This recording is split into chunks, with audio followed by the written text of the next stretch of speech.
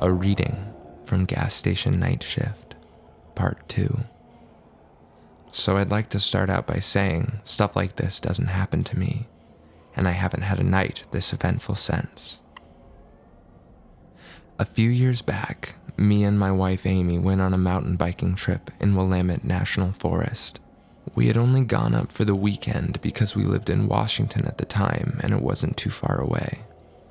It was Memorial Day weekend, and we had spent Sunday biking and decided after dinner we wanted to be home for a barbecue the next day.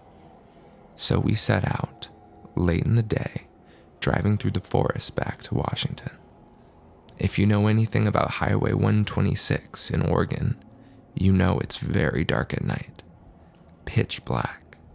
I was driving cautiously and didn't notice our gas was running low until it was almost empty. So we pulled off at the next gas station we found. This place was in the middle of nowhere, and the gas station was the only thing lit up for miles.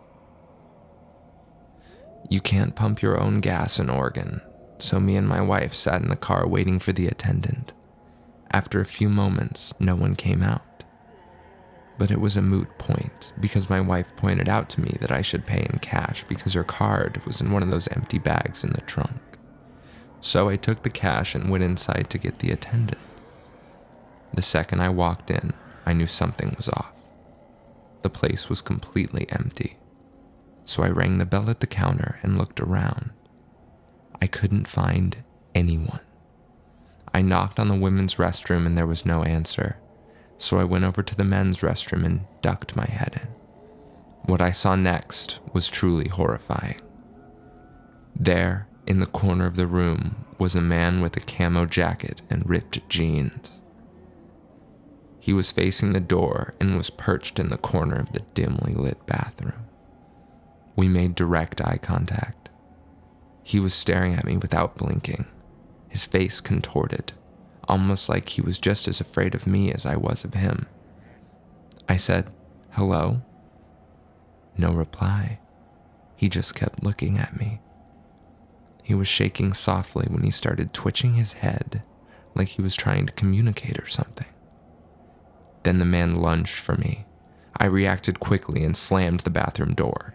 I didn't wait to find out what was going to happen next, and I darted for the exit.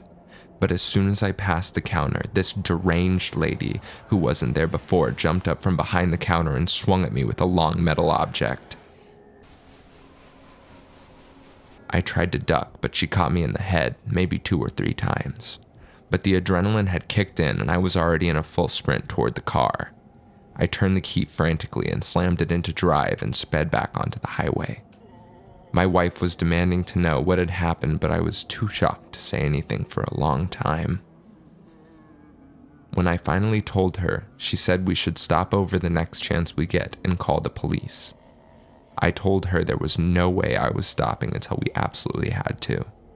By the time I did, almost 40 miles down the road, I felt like it was more important at that point to just get home. We waited a few years to head back to Willamette, but when we did, they had torn down the gas station. Sometimes I think back on what happened that night and I'm just grateful I was able to get out when I did, because I had no idea what those crazy people had planned.